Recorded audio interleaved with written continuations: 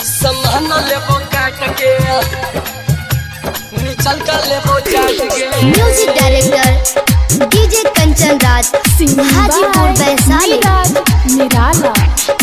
छौरी गे ना देखा भाई जवानी चढ़ल जवानी में चुआई देब पानी। छौरी गे ना देखा भाई जवानी चढ़ल जवानी में चुआई देब पानी।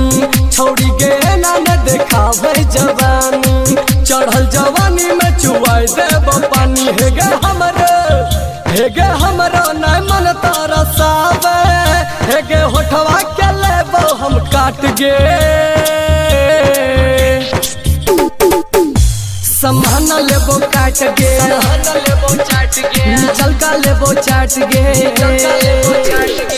छौरी गे ना देखा भाई जवानी चढ़ल जवानी में चुआई देबो पानी। हे गे हमरो नहीं मन तारा साहबे हे गे होठवा के लेबो हम काट गे। सम्मान लेबो चाट गे चल का लेबो काट गे। कंचन राज नीम चौक चौसीमा वैशाली। सिंगिंग बाय नीरज निराला।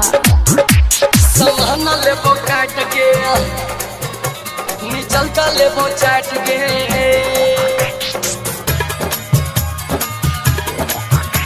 सम्मान लेबो काट के निचल का लेबो चाट के।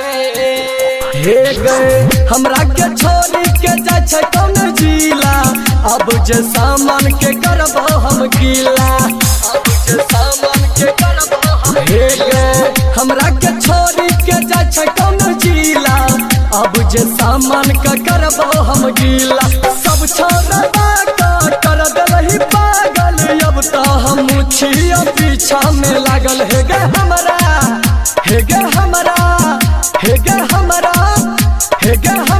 बनल अपन सैया नहीं तो तोरो जवानी देबो बात गे। जवानी लेबो चाट गे सम्मान लेबो काट गे। कंचन राज नीम चौक चौसीमा Vaishali. presented by Albina Recording Studio Simra।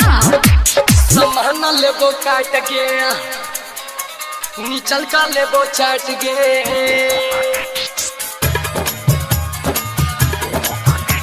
सम्मान लेबो काट गे निचल का लेबो चाट गे। हे गे राइटर मुन चुन के दै छी गाली नीरज निराला देतो तोरा गाली। हे गे राइटर मुन चुन के दै छी गाली नीरज निराला देतो ओइ में गाली। चंदन छौरा चलो पीछू लागल छौरा राजसवा के कर देलही पागल। हे गे कटिहार के छौरा चले तबे नीचल का तोहर फट जैतो गे। सम्मान चाट लेबो गे निचल का चाट लेबो गे।